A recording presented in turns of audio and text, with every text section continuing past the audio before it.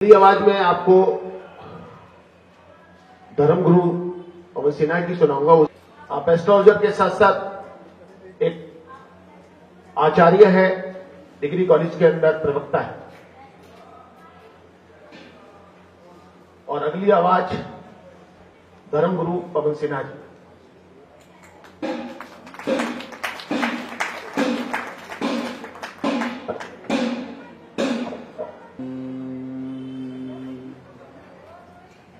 माँ भारती को प्रणाम करता हूँ, अपने और आप सभी लोगों के माता पिता को प्रणाम करता हूँ।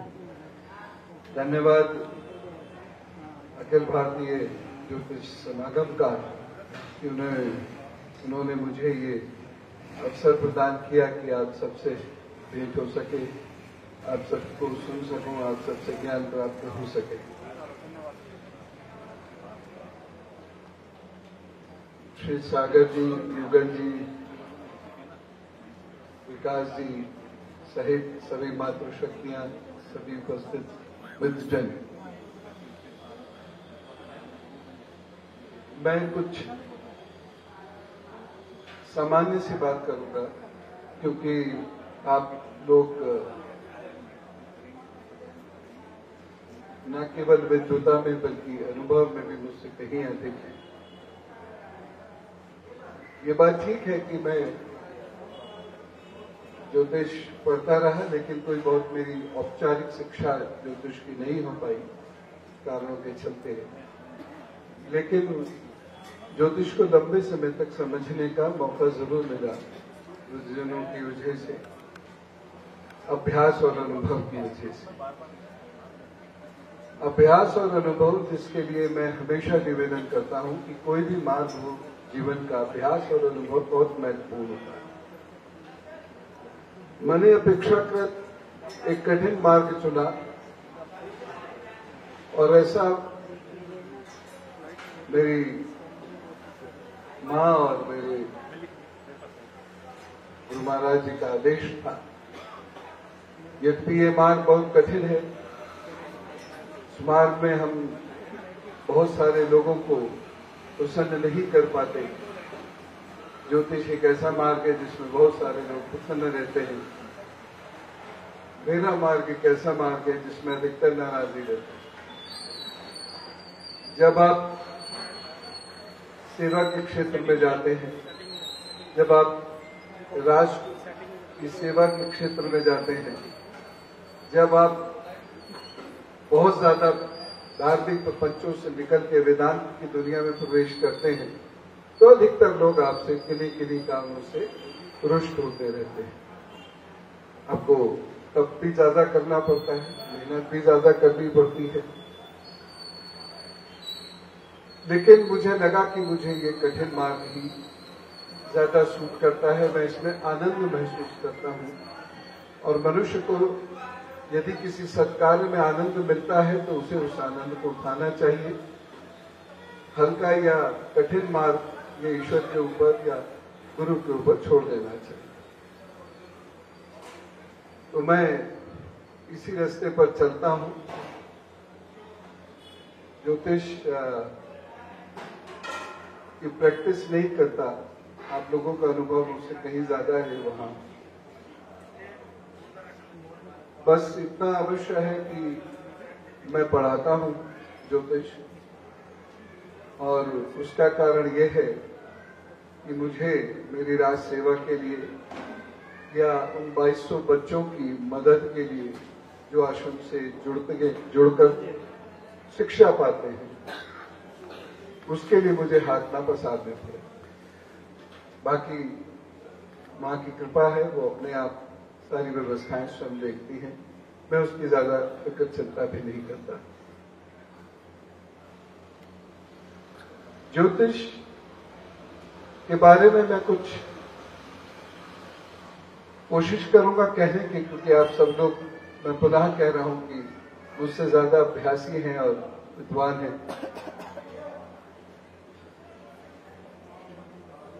सेमिनार ज्योतिष में अब बहुत कम होती है। काफी पहले का समय था जब मैं अक्सर सुनता था, आज फला सेमिनार है, आज इस विषय पर सेमिनार है, आज इस विषय पर सेमिनार है, चाहे 10 लोग 20 लोग बैठे होते थे, लेकिन बहुत सारी सेमिनार्स हुआ करती थी। जब श्री सागर जी आए थे तो मैंने पूछने की धृष्टता भी की थी कि क्या वास्तव में सेमिनार होगी, क्योंकि इससे पूर्व में भी एक बार मैं गया था सेमिनार में, वहां मेरा अनुभव बड़ा विचित्र रहा। लोग सिर्फ कार्ड बांटते रहे, विषय से किसी को कोई मतलब नहीं रहा, और वो एक तरीके से बिजनेस मीट ज्यादा थी। मैं उससे दूर रहता हूं। उन्होंने एश्योर किया कि नहीं, वहां पर मूर्धन्य विद्वान है, तो सुनने सुनाने का अच्छा अवसर है। ज्योतिष को विज्ञान से जोड़कर देखने का समय है।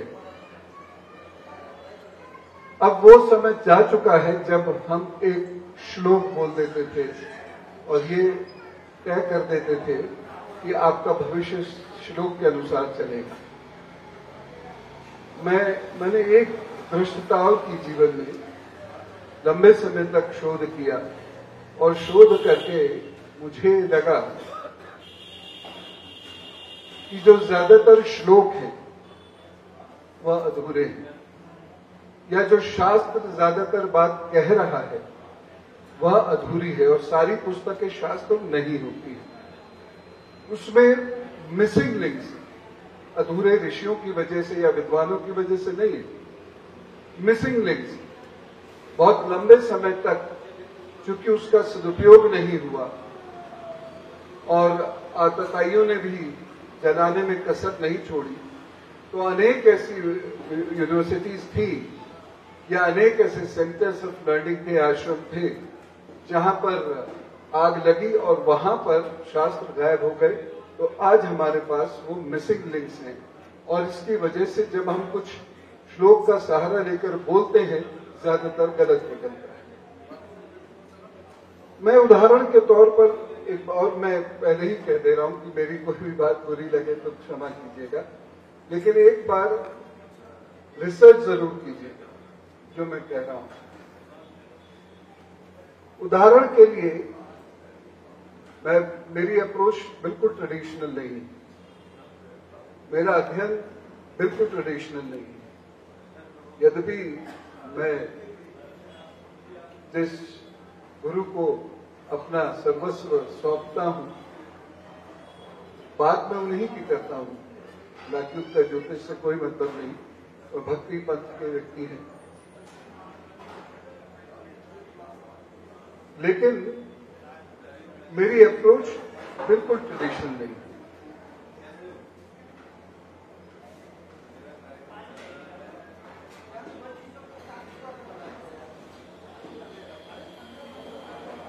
उदाहरण के तौर पर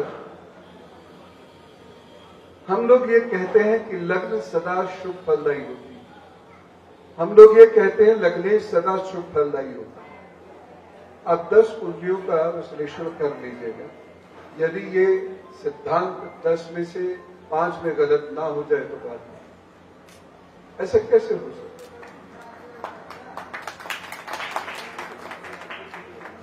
कोई भी चीज इस धरती पर शाश्वत नहीं है। इसको गौरपाल जी भगवान बोलते थे माया। माया का अर्थ मिथ्या नहीं है, लेकिन माया का अर्थ है शाश्वत कुछ नहीं है। हमें धर्म ग्रंथों से महत्वपूर्ण सूत्र मिलते हैं जीवन चलाने के। तो वो वहां पर हमको ये देखना होगा कि जहां कुछ भी शाश्वत नहीं है, वहां कोई भी सिद्धांत शाश्वत नहीं हो सकता। मैंने अनेक बार इस चीज को परखने की कोशिश की कि लग्नेश की दशा आई तो अच्छा ही हुआ होगा, कोई बीमार होगा तो बीमारी रिकवर हो गई होगी, बिजनेस खराब होगा तो रिकवर हो गए होंगे, लोन लिया होगा तो रिकवर कर गए होंगे, शादी नहीं हुई है हो गई होगी, लेकिन ऐसा हुआ नहीं। प्रथम भाव का अधिपति भी उसी प्रकार से फल देता है जैसे बाकी भाव के भाव अनुसार फल देते हैं। ज्यादातर केसेस में जो प्रथम भाव का अधिपति होगा किसी अन्य भाव का भी होगा। ज्यादातर केसेस कर्क को छोड़ दीजिए, सिंह राशि को छोड़ दीजिए, तो बाकी सारी राशियों में वह 2 भावों का अधिपति होगा। और कोई भी प्लैनेट ऐसा कैसे ही हो सकता है कि एक भाव के 100% सकारात्मक परिणाम दे और दूसरे भाव के नकारात्मक परिणाम बिल्कुल ना दे, चाहे वो अष्टम में ही क्यों ना हो, ये संभव नहीं। मैंने प्रथम भाव की महादशा में लोगों को मरते देखा, गंभीर रोगों से पीड़ित होकर मरते देखे, और 1 या 2 या 10 या 20 से मैं उदाहरण नहीं लेता हूं कभी। जब तक मैं 100-200 कुंडलियां नहीं देखता मैं किसी निष्कर्ष पर नहीं पहुंचता। और इसीलिए मैं कह रहा हूं कि डिक्शनरी अप्रोच मेरी नहीं है, क्योंकि जो लिखा चला आ रहा है वही बोला चला जाए ऐसा मैंने कभी नहीं किया। मैंने हर सिद्धांत को परखने की कोशिश की जो भी मैं अल्पबुद्धि से कर पाया, और जब मैं सिद्धांत को परख रहा था तो ऐसे आश्चर्यजनक परिणाम सम्मुख आए जिसको देखकर मैं चौंक गया। तो हम जिसे शुभतम ग्रह कहते हैं उसके समय में भी मैंने बहुत बुरे परिणाम हॉरोस्कोप्स में आते देखे। उदाहरण के तौर पर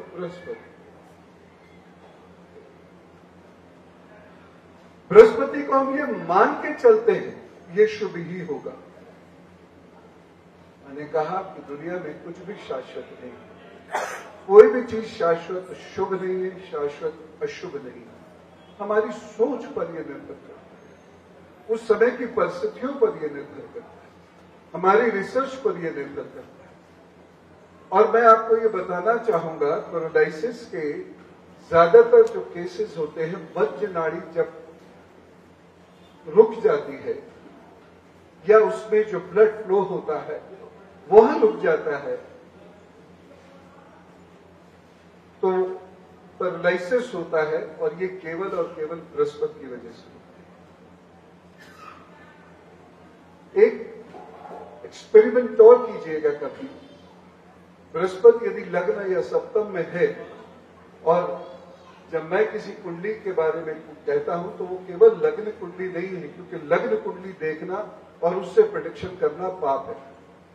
2.25 घंटे तक सबका भविष्य जो उस पॉइंट ऑफ प्लेस पर पैदा हुए एक सा कैसे हो जाएगा, लगभग एक सा कैसे हो जाएगा। तो केवल एक कुंडली नहीं, भाव स्पष्ट अवश्य देखें, नवमांश अवश्य देखें, ये 3 तो आपको कुंडलियां देखनी पड़ेंगी। और आप पाएंगे कि कहीं ना कहीं कोई प्लैनेट रिकवर करता है तो कहीं ना कहीं कोई प्लैनेट लूज करता है। तो प्रथम भाव में या सप्तम भाव में बृहस्पति है तो व्यक्ति को बहुत ग्रेट बना देगा, महान बना देगा, लेकिन ग्रस्त सुख मिले ये तय नहीं। 2 देवता साथ नहीं रह पाते कभी कभी। दोनों लोग बहुत अच्छे हैं, प्रॉब्लम कहीं कुछ नहीं, लेकिन दोनों साथ नहीं रह पाते, झगड़ पड़ते। एक कहता है हम कुत्ते की सेवा करेंगे, दूसरा कहता है हम गाय की सेवा करेंगे। दोनों सेवा की बात कर रहे हैं लेकिन फिर भी झगड़ रहे हैं। ऐसे बहुत सारे प्लैनेट्स हैं, जैसे शुक्र के बारे में हम कहते हैं कि शुक्र जिसका भी अच्छा होगा, ऐसा व्यक्ति या लग्न में शुक्र होगा किसी का, या अपने भाव में बैठा हुआ शुक्र होगा, तो ऐसा व्यक्ति सुंदर होगा। शायद हम भारत की भौगोलिक परिस्थितियों को अनदेखा कर देते हैं, और जो एस्ट्रोलॉजी है वो कुछ राज्यों तक सेंट्रिक करके हम देखने लगे। उसमें बड़ा वैभव होगा। जैसे शुक्र किसी का लग्न में है तो रंग बहुत गोरा होगा। अब ये रिलेटिव टर्म में मैं भी गोरा हूं, मैं मेरे से काले से गोरा हूं, कोई मुझसे गोरा होगा, ये एक रिलेटिव टर्म। लेकिन हमारे पास कोई ऐसा मीटर नहीं है कि शुक्र अगर इस भाव में होगा तो रंग में इतनी सफेदी हो। शुक्र वहीं पर अमेरिका में भी बैठेगा कभी न कभी। तो हमें नॉन ट्रेडिशनल अप्रोच से चलना इसलिए जरूरी है क्योंकि जहां ये शास्त्र रचे जा रहे थे वहां की जो ज्योग्राफिक क्लाइमेट थी बिल्कुल डिफरेंट, और यहां की ज्योग्राफिक क्लाइमेट डिफरेंट। अब उदाहरण के लिए जैसे चंद्रयान 3 चंद्रमा पे गया, आप यहां तो मुझे मोटा कह सकते हैं, चंद्रमा पे नहीं कह सकते, क्योंकि वहां का जो ग्रेविटेशनल फोर्स है वो अलग है। मैं कभी मजाक में कह भी देता हूं, मैं प्राणी चंद्रमा का हूं, रह धरती पे रहा।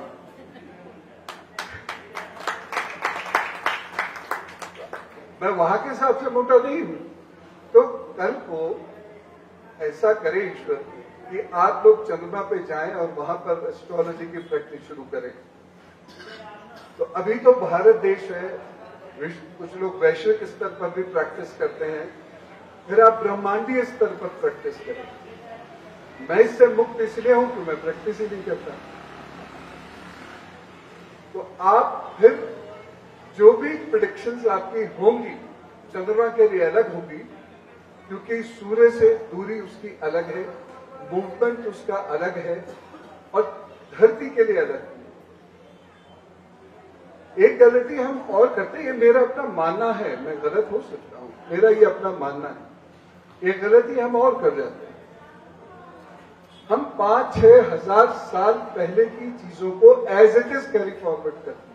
ये धर्म में भी करते हैं, ये अध्यात्म में भी करते हैं, ये ज्योतिष में भी। ये संभव नहीं है। कारण ये धरती बूढ़ी हो रही है। धरती बूढ़ी हो रही है मतलब धरती की स्पीड अब स्लो हो रही है। अब 24 घंटे से दिन बड़ा होने लगा, स्लो हो रही है। और एक समय था जब धरती 18 घंटे में एक दिन रात पूरा कर रही थी। तो दोनों के समय में जब आप दशाओं में कैलकुलेट करने जाएंगे या गोचर से कोई प्रेडिक्शन देने जाएंगे तो निश्चित रूप से गलत है। इसलिए मैं ये हमेशा निवेदन करता हूं, विद्यार्थियों से भी करता हूं। हालांकि ज्योतिष एक ऐसा विषय है कि 50 साल की प्रैक्टिस के बाद भी कोई भी व्यक्ति विद्यार्थी ही रहता है, क्योंकि हर व्यक्ति एक अपने आप में गुणसूत्र है। तो मैं उनसे ये निवेदन करता हूं, evolve astrology according to your time, evolve astrology according to your investigations, according to your own research. अन्यथा हम मिस कर जाएंगे, हम चीजों को गलत बोल जाएंगे, हम चीजों को गलत कहे जाएंगे। कई बार ऐसा होता है कि एक कुंडली पर हम कई प्रकार के सूत्र लगाते हैं। जैमिनी सूत्र भी लगा के देख रहे हैं, केपी सूत्र से भी उसको सॉल्व करने की कोशिश कर रहे हैं, राशर सूत्र भी लगा रहे हैं। अगर हम किसी एक सूत्र में कमजोर हैं तो हमारी हॉरोस्कोप की रीडिंग कंफ्यूजिंग हो जाती है। ये चीज सामान्य जीवन में इतना प्रभाव नहीं डालेगी या बहुत सारी फील्ड्स में उतना प्रभाव नहीं डालेगी जितना ये मेडिसिन की फील्ड में डालेगी,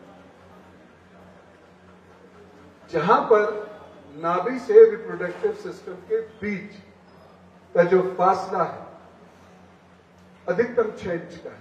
छोटे फासले के अंदर दुनिया बदल जाती है। गैस नाभि में जो 5 वायु हैं खासतौर से अपान वायु नीचे की ओर चलते हुए रिप्रोडक्टिव सिस्टम को प्रभावित कर रही नेगेटिव। अगर जरा सी मिस्टेक हो गई, 6 इंच तो ऊपर नीचे हो गया तो दिक्कत हो जाएगी, क्योंकि हाउस दोनों के लिए फिफ्थ है, फोर्थ नहीं। फिफ्थ हाउस के 3 पार्ट्स हैं। अगर हम उसको पार्ट्स करके देखें, 10-10 डिग्री के 3 पार्ट्स करके, तो जो बिगिनिंग पॉइंट है वह नाभि है। अगर ये नाभि स्थान स्त्री का कमजोर है तो होने वाली संतान स्वस्थ नहीं होगी और जीवन पर्यंत स्वस्थ नहीं रहेगी। बहुत मेहनत कोई माता पिता और बच्चा करे तो अलग बात, अन्यथा नहीं रहेगी। अगर वह दूसरी 10 डिग्री के आसपास है और वहां पर मान लीजिए किसी नक्षत्र का प्रभाव है, अच्छा प्रभाव है, तो उस व्यक्ति को शक्ति बहुत प्राप्त होगी।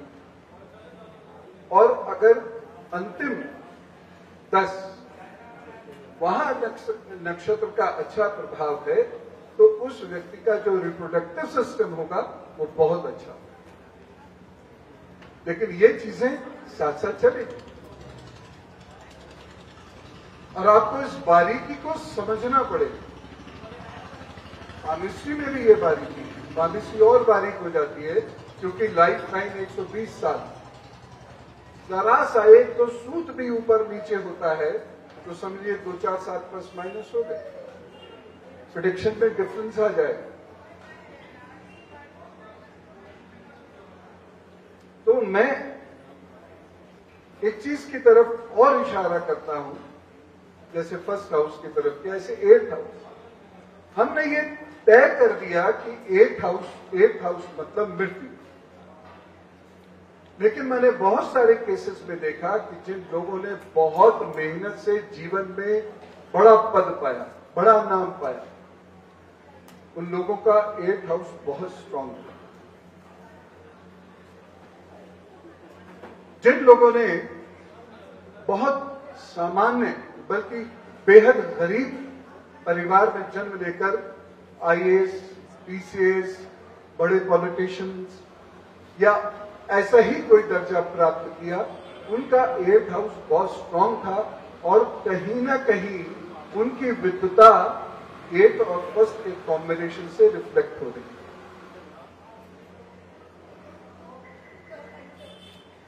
तो 8th हाउस को हम आउटराइटली रिजेक्ट कर देते हैं कि 8th हाउस मतलब अब मर जाएंगे। ऐसा नहीं है।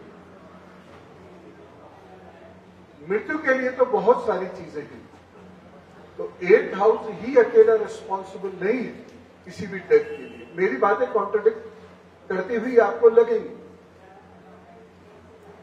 लेकिन बजाय इसके कि हम उसको आउटराइटली रिजेक्ट करें, उस पर रिसर्च कर लीजिएगा प्लीज।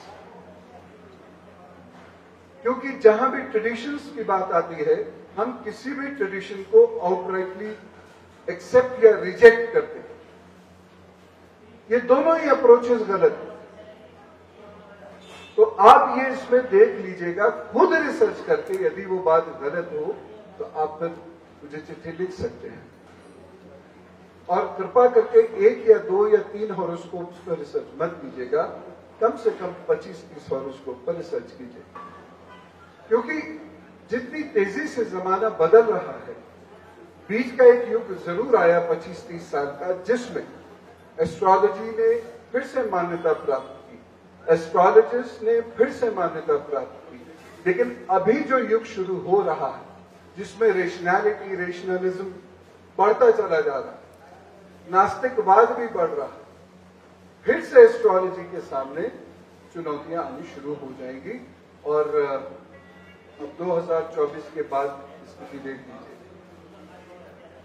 शुरुआत कहीं ना कहीं ऑलरेडी हुई और रिस्पॉन्सिबल हम हैं, लोग नहीं। लोगों को तो उनका काम चाहिए। अगर हम गलत होंगे तो लोग क्रिटिसाइज करेंगे। हमको कोई आवश्यकता नहीं है कि कौन सी टीम जीतेगी, कौन सी टीम हारेगी, इस पर लेके कैलकुलेशन करते हैं। कैसे कैलकुलेशन करते हैं, उसका क्या साइंटिफिक बेसिस है।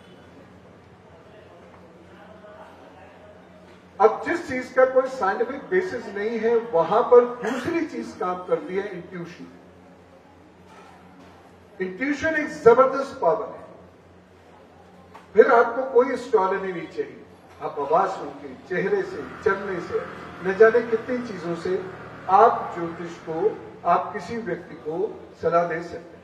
इंट्यूशन बहुत इंपॉर्टेंट है। लेकिन क्या ये इंट्यूशन सबको डेवलप हो सकता है?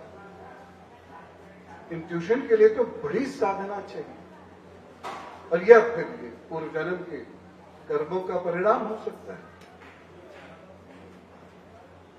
लेकिन इंट्यूशन अदरवाइज नहीं है। इसके अलावा मुझे कोई मेथड नहीं पता जिससे इंट्यूशन डेवलप हो सके। अब गट फीलिंग उसको कह सकते हैं कि गट फीलिंग है, जब हम क्लूलेस हो जाते हैं, then we don't get any kind of answer through the calculations. We say this is our gut feeling. Gut feeling हो सकती है, लेकिन intuition अलग चीज। Gut feeling may be right or wrong, but intuition is never wrong.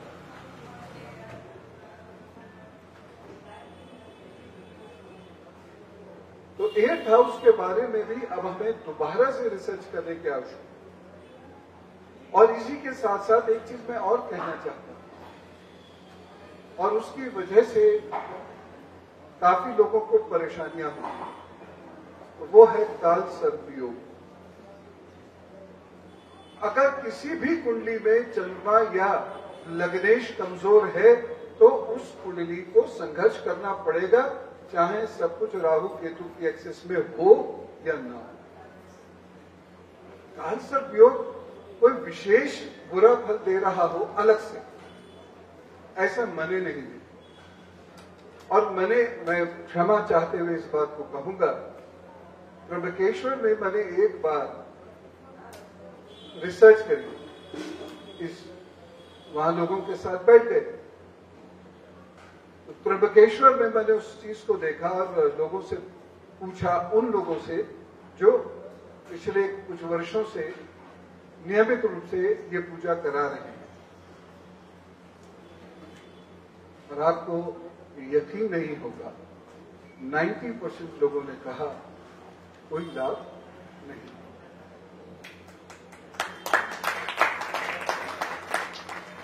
दस 10% लोगों ने जिन्होंने कहा लाभ हुआ, कहीं ना कहीं उनकी परिस्थितियां ही वैसी आ गई होंगी, उनकी दशाएं उस प्रकार से आ गई। मैं इस पर एक बहुत जल्दी गोष्ठी भी करने जा रहा हूं आश्रम में, आप सब लोग उसमें आमंत्रित रहेंगे। बहुत सारे जो वैज्ञानिक पहलू हैं मैं उस पर चर्चा करना चाहता हूं, क्योंकि इसकी वजह से नाम व्यक्ति का गलत हो ना हो उससे प्रॉब्लम नहीं, एक संस्कृति का, एक विज्ञान का नाम खराब हो। मैं 101% गलत हो सकता, और मैं अपनी किसी भी गलती को एक्सेप्ट करने में मुझे कोई प्रॉब्लम नहीं होती, कोई परेशानी नहीं होती है।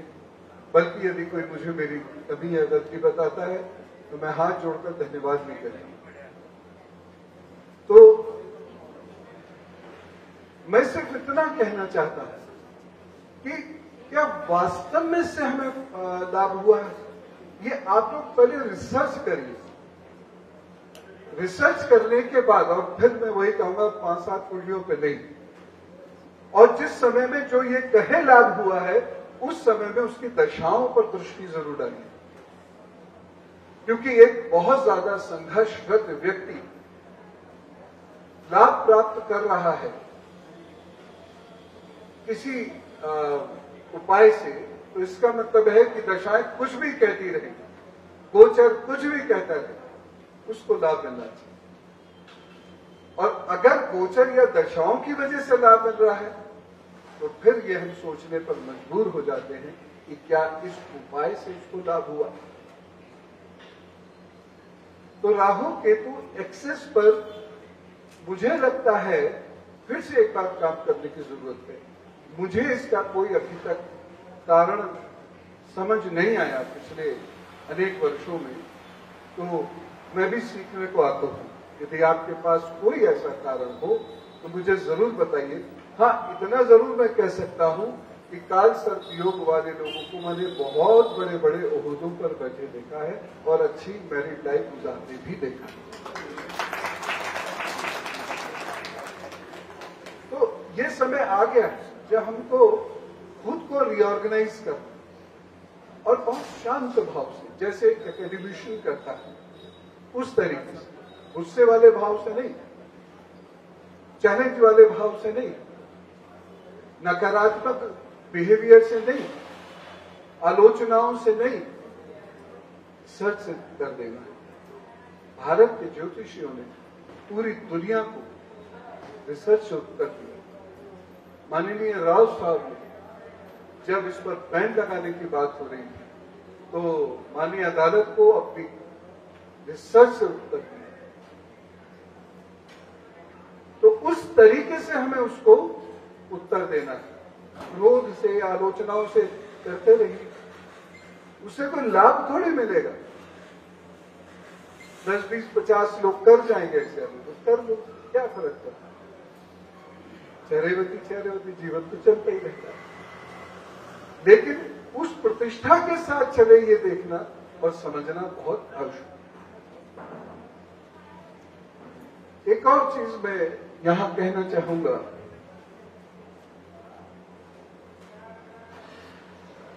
मार्केटिंग लिमिटेड हो तो अच्छा है।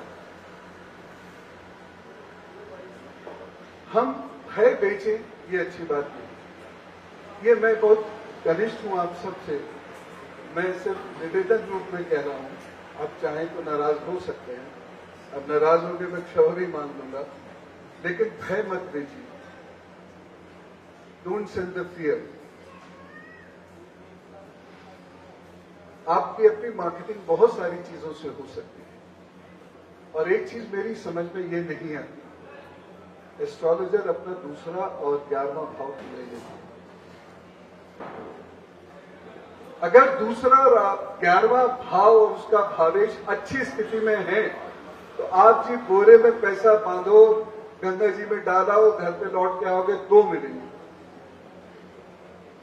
और अगर वो अच्छा नहीं है तो आप कितना भय बेचो, अंगूठी बेचो, जिस चीज की आवश्यकता नहीं है वो भी बेच डालो, अल्टीमेटली नुकसान में रहोगे। क्योंकि जब बृहस्पति या शुक्र या सूर्य की दशाओं से आप गुजरोगे, ये आपकी बहुत हानि करेगी। अगर अध्यात्म में रत्ती भर भी विश्वास है या ज्योतिष में रत्ती भर भी विश्वास है तो प्लीज मेरी इस बात को इग्नोर मत करो। जब सब कुछ अच्छा चलता है ना, जैसे कोई युवावस्था में होता है तो लगता ही नहीं बुढ़ापे में हमारी भी टांगें टेढ़ी होती है, लेकिन जब आता है बुढ़ापा तो समझ में आता है। इसलिए बेहतर यह है कि युवावस्था में ही अपनी टांगें दुरुस्त रखें।